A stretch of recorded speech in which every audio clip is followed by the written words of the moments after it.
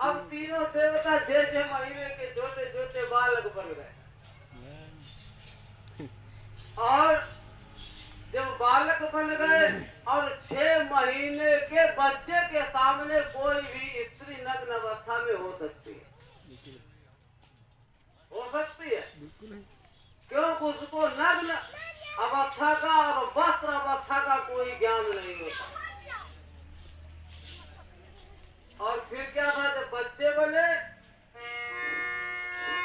फिर क्या था, सती जी ने दूध अपना पिलाया और पालने में तीनों को प्रेम से ही खिलाया, प्रेम से ही खिलाया।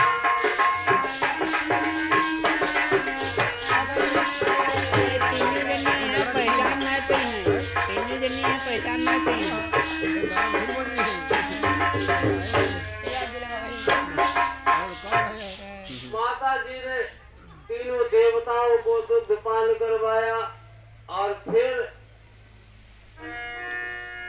माता ने डाल दियो पालना झूले तुझे बन गई के लाल।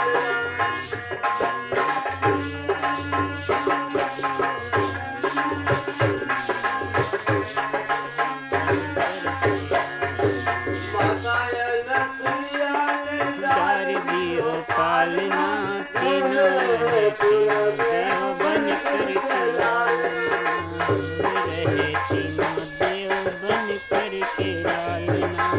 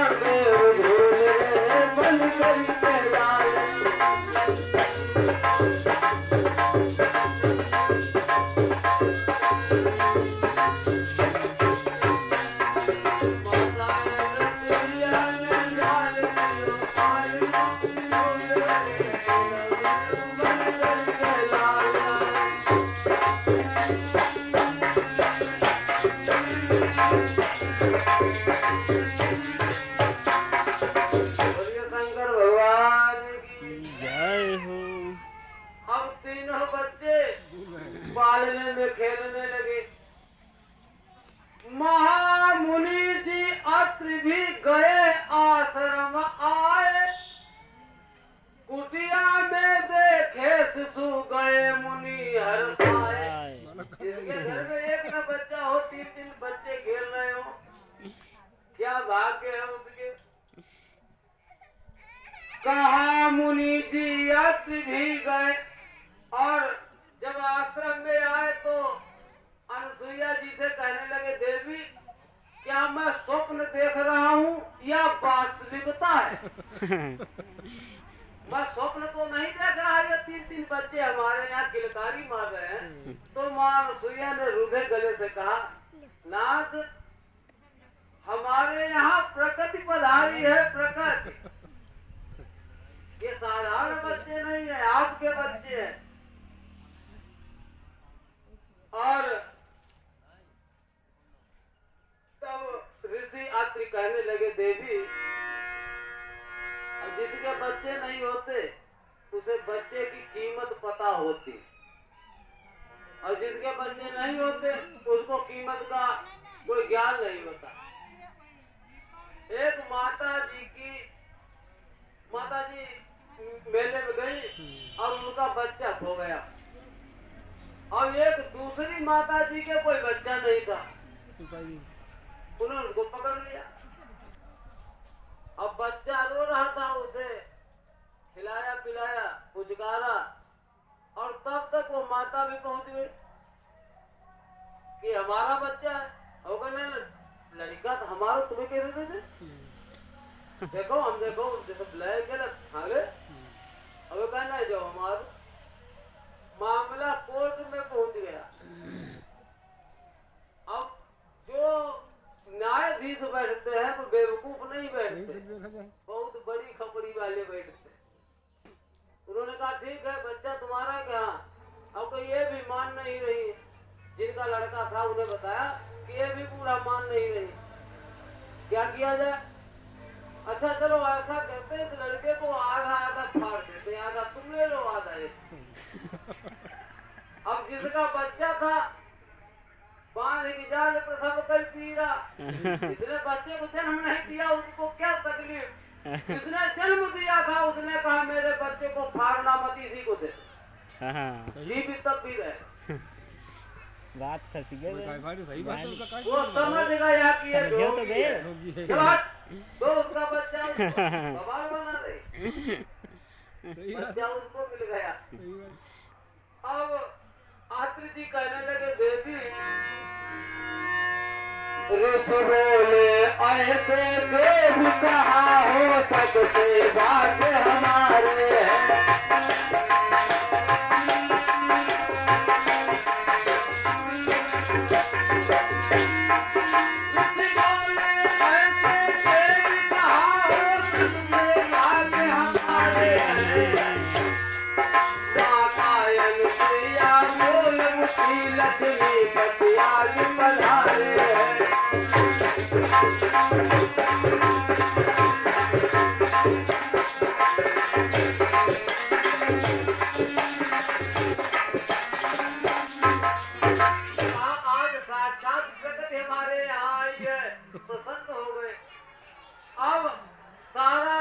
मुनि जी ने समझा और मुस्कुराने लगे। माता रानी जो थी तीनों बंदों की, तीनों देवताओं की सेवा करने लगी। अब उमंगों में समय बीतने लगा। अत्रि जी का और मानसूया का, तीनों बच्चे वो खेला करते थे ऊपर को पैर उठाकर, और ये पति और पत्नी दोनों आनंद लिया करते थे। और इधर क्या हुआ, देखा तीनों देव जब ना गए निज निज लोक, माताएं व्याकुल हुई छाया सबके शोक। बहुत दिन व्यतीत हो गए, तीनों देवता अपने अपने घर नहीं पहुंचे, तो उमा जी, लक्ष्मी जी और ब्रह्मानी जी तीनों को चिंता हो गई कि हमारे देवता लोग क्यों नहीं वापस आए। अब तीनों माताएं चिंता लेने के लिए निकल पड़ी, लेकिन समस्या थी जाए तो कहाँ जाए, रास्ता नहीं पता था। ये तो पता है कि कहाँ गए, लेकिन रास्ता नहीं पता। अब आपस में मिलकर, और जब इधर से उमा जी निकली, उधर से लक्ष्मी जी आई, इधर से ब्रह्माणी जी आई, तीनों देवियां जब एक जगह इकट्ठी हुई तो ब्रह्माणी जी ने कहा बहन तुम क्यों, कहा वो हमारे पति देव तो मानसूया के यहाँ गए, तो कहा तुम क्यों आए कि वो हमारे पति, कि ये सब बना कैसे, कि हमसे तो नारद कहेगा, कहीं नारद ही हमसे कह गया। अब कहते ब्रह्माणी बोली कि हम नारद ही कहियो। जब सबको देखा, कहा लक्ष्मी ने तभी नारद ही है चोर, उसने ही मुझसे कहा नहीं दूसरा है, और जो नारद है चोर, इसने ही ये सब बात लगाई इधर उधर की। क्रोधित होकर नारद पर लक्ष्मी माता दांत पीसने लगी, और ब्रह्माणी जी ने समर्थन किया। सरस्वती जी ने कहा कि अगर नारद इस समय मिल जाए तो उनकी बीना तोड़कर इतना मारू उसे छठी का दूध याद आ जाए। और इधर नारद की बुराई चल ही रही थी। नारद की चर्चा चले, सभी कहे चिल्लाए, अब तो आकर के बता हमको कोई उपाय। माताएं जहाँ पर खड़ी दैव योग से आए, राम नाम गाते हुए नारद बड़े दिखाए। श्रीमन नारायण नारायण करते हुए नारद जी प्रकट हो गए। तो माताएं कहने लगी, और नारद है तुझे मेरी कसम, नारद है तुझे मेरी कसम, लौट के आजा, तू लौट के आजा। वो तीनों देव कहाँ है, अब ये तो बता जा, अब ये तो बता जा।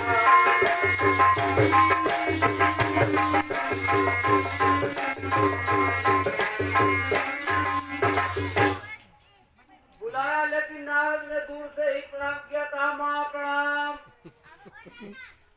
और तीनों देवियां जल रही थी, कैसे नारद पास में आ जाए, इसकी पिटाई कर दूं। नारद बड़े होशियार थे। नारद जी से बड़े प्रेम से लक्ष्मी जी ने कहा, ब्रह्माणी जी ने कहा, जरा बेटा पास में आओ, दूर क्यों खड़े हो। नारद जी ने कहा, माता। नारद ने जाना जब भी माता है नाराज, पास जाऊंगा तो ठोक दिया जाऊंगा। हाथ जोड़ करके कहा, अनुष्ठान है यार। माता जी, इस समय हमारा एक अनुष्ठान चल रहा है। कहा, कौन सा। पैर छुए ना हाथ से देखा तुमने मात, पास न जाता किसी से 100 बातों की बात। इस समय हमारा एक अनुष्ठान चलता है, पुरुषों से 100 मीटर दूर और स्त्रियों से 200 मीटर दूर रहता। पैर नहीं किसी के छुए, आपने अभी देखा। और मैं किसी से के पास नहीं जाता माँ, और दूरी बनाए रखता हूँ। सारी गाथा भगवान नारायण की गाकर आनंद लेता हूँ। राम नाम गाते हुए नारद किया प्रणाम। श्रीमन नारायण नारायण किया और कहा, माता लोगों प्रणाम, अब चल रहे। माता जी अब चल रहे, बहुत जरूरी काम। देखा नारद जा रहा, माताएं घबराए। जब नारद को जाते हुए देखा तो माताएं घबरा गई और कहने लगी, जल्दी से अब देवता कौन लोक हम जाए। अब हमें तुम बताओ कि वो हमारे तीनों देव कहाँ मिलेंगे, किस जगह जाए। नारद ने कहा, माँ हमें तो पता नहीं आप कहाँ जाएंगी, हमको खुद नहीं पता है। आप खोज करिए, हो सकता है मिल जाए। लक्ष्मी जी ने कहा, नारद तुम हमारे पास आओ, हमें परेशान मत करो। और बेटा हमें अब ये बताओ कि हमारे तीनों देव कैसे मिलेंगे, हमें तदबीर बताओ। मैं सब हार गई और तुम जीत गए। अनुसुईया ही सतियों की सिरमौर है। बेटा हमें ये बता दो कि हमारे पति हैं कहाँ। देवर्षि ने तब कहा, पता न जानू माए, हम जानते ही नहीं। जो इच्छा हो आपकी मन आवे कहाँ जाए, जहाँ तुम्हारी इच्छा हो मन चली जाओ, हमसे कोई लेना देना। पार्वती ने तब कहा, दाढ़ी तेरे पेट, तुम्हारे पेट मदारी, तुम सब जान। पता जानता हूँ सभी, पता जानता तू सभी करता लेट लपेट, तुम सब जानते हो। आत्रि आश्रम पुत्र मैं जाना चाहूँ हाल, करे क्रोध ना भगवती डरती हूँ मैं लाल। हम आत्रि के आश्रम जाना चाहते हैं पुत्र, लेकिन अब हमें एक भय है कि वो कहीं भगवती हम लोगों पर भी क्रोध न कर, इसलिए डर रहे। नारद ने कहा, माँ तुम भूल कर भी आश्रम मत जाना, नहीं तुमको भी भस्म कर देगी। और डरवा दिया। और सत्य के बल से पतिव्रता मिट्टी में मिला देगी तुमको, इसलिए वहां मत जाना। तीनों घबराई और नारद के पास बिल्कुल पास आई और कहने लगी, बेटा घबराई तीनों बोले और हंसी अवला करो मेरे प्यारे प्यारे देवानी आयु है।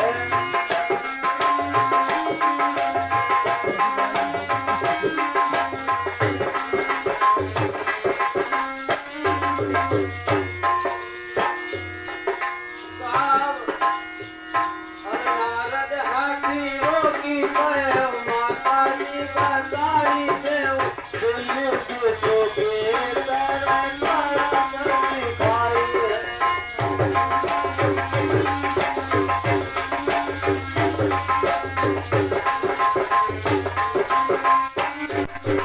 और माता जी बताओ तुम्हारे पतिदेव की हालत क्या है?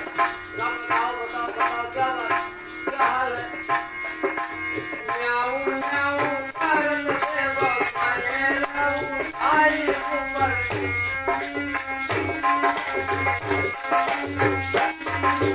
म्याऊं म्याऊं करन देव पाए लाऊं आई ऊपर। बैठत जहाँ माता जी तेलवा बिठाई है।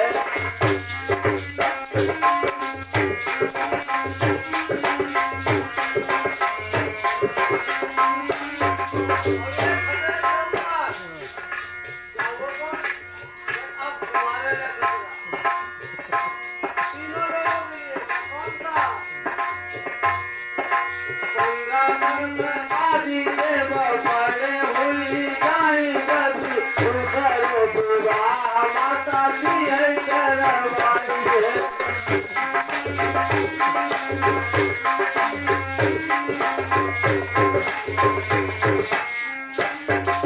बोले सच्चिदानंद भगवान की। तीनों घबरा कर बोली, कहा बेटे हमारी हंसी मत बनाओ, रास्ता बताओ। तो हंसी रोक कर नारद बाबा ने कहा, चली जाओ अत्रि जी के आश्रम, वहां बिल्ली के बच्चे जैसे म्याऊं म्याऊं नहीं करते वैसे म्याऊं म्याऊं कर रहे हैं ऊपर को पैर उठाकर। और सबसे खतरे वाली बात यह है कि जब वो तीनों बच्चे 15-15 वर्ष की हो जाएंगी तो अनुसुईया माँ दूसरा विवाह कर देंगी। फिर तुम क्या करोगी माता? समस्या आ जाएगी तुम्हारे लिए। और फिर जब विवाह होगा तब क्या होगा? फिर उनकी बदल जाए दुनिया माता या बतिया जाए।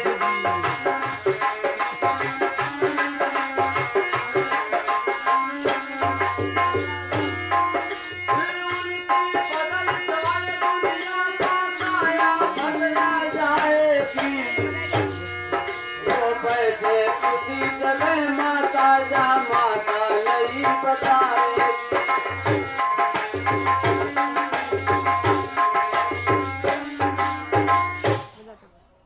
कहा जब विवाह हो जाएगा तो नई माताएं आएंगी और फिर जब नई माताएं हमारे पिता लोगों को जब बताएंगी या कहाँ बैठ रहे वहां बैठेंगे, तुम्हारी कोई इज्जत और वैल्यू नहीं रहेगी, समाप्त हो जाएगी। फिर तुम अपने शरीर में भस्म लगाकर राम नाम का जप करना और हृदय पर पत्थर शिला रख लेना, मन को शांत करना और तुम्हारे पास कोई चारा नहीं रह जाएगा। और मैंने पहले ही कहा था कि सब जग की श्रेष्ठ पतिव्रता है वो अनुसुईया है। तीनों देवियां कहने लगी, मैं तुमसे निवेदन कर रही हूँ कि नारद तुम पता बताओ। मैंने मान लिया। कहा ठीक, चलो बता रहे हैं। ये रास्ता जो जा रहा है वो सीधा आश्रम को ही जा रहा है, चली जाओ। पहुंची आश्रम के निकट देख द्वार को बंद, कैसे माँ मुझको मिले कैसे कटिए फंस। जब अत्रि के आश्रम पर पहुंची तो दरवाजा बंद था आश्रम का, और आश्रम का दरवाजा बंद था। अब देवियां घबराई और कहने लगी, अब हमारे सारे देवताओं का दर्शन हमें कैसे होगा, क्योंकि दरवाजा तो बंद है। अब माताएं इतनी डरी हुई थी कि तीनों माताएं कुटिया के चक्कर लगाने लगी, चारों तरफ घूमने लगी तीनों माताएं, और चक्कर लगा लगा कर जब थक गई बेचारी तो कुटिया के पीछे एक बटका वृक्ष था, बरगदा का पेड़। उस बट वृक्ष पर तीनों देवियां चढ़ी और कुटिया के अंदर झांका। तीनों ने देखा तीनों को, तीनों ने देखा तीनों को, लेकिन उनकी मजबूरी थी।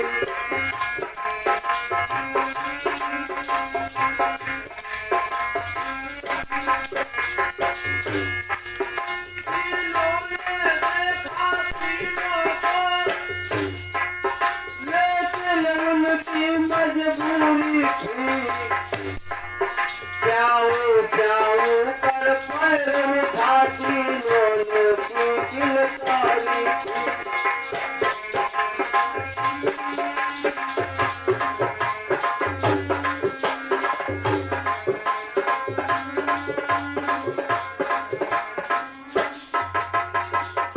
तीनों ने देखा तीनों को, तीनों देवियों ने तीनों देवताओं को पालने में झूलते हुए देखा।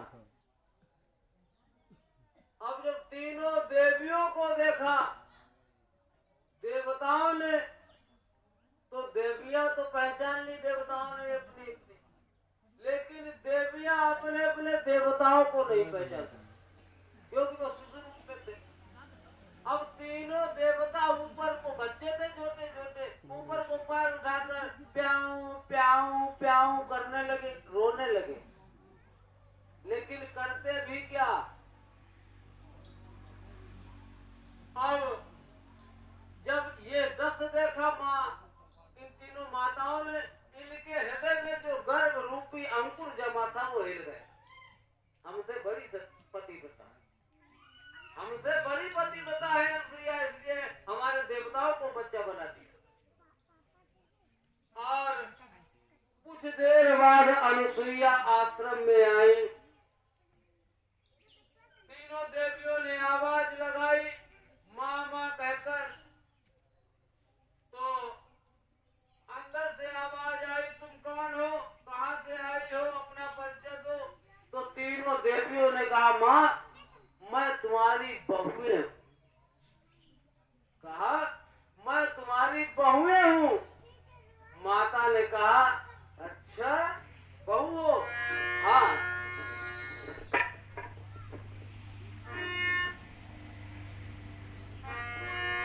बहुओं को क्या पूछना, अंदर करो प्रवेश। जब बहुएं अब फिर अंदर आ जाओ, बाहर अब तक क्यों खड़ी सहती रही कलेश। आश्रम के अंदर गई करके नीची दृष्टि, नीचे नजरें झुकी हुई थी। तीनों मन लज्जित भई देख मातु की सृष्टि। जब कुटिया के अंदर पहुंची, अपने तीनों देवताओं को बाल स्वरूप में देखा, तीनों माता की नजरें जो थी वो झुक गई। ईर्षा और डाह का जो पर्दा था वो फट गया। अब माँ कहने लगी तीनों बहुएं, और अनुसुईया के पद गई सीता।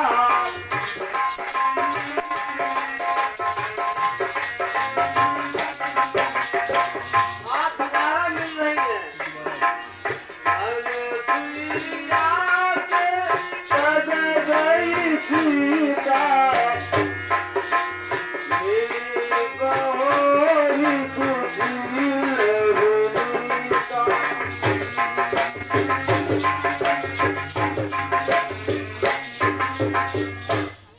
तीनों देवियां मां अनुसुईया के चरणों में गिरी, आशीर्वाद दिया। माता ने बड़ा प्यारा आशीर्वाद दिया।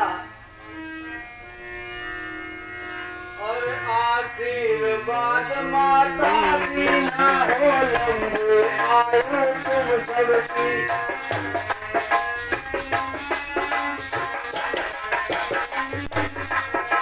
आशीर्वाद माता दीना हो लंबी आयु तुम सबकी। सर्वदा रहो पति की प्यारी कहते घर आई थी उनकी।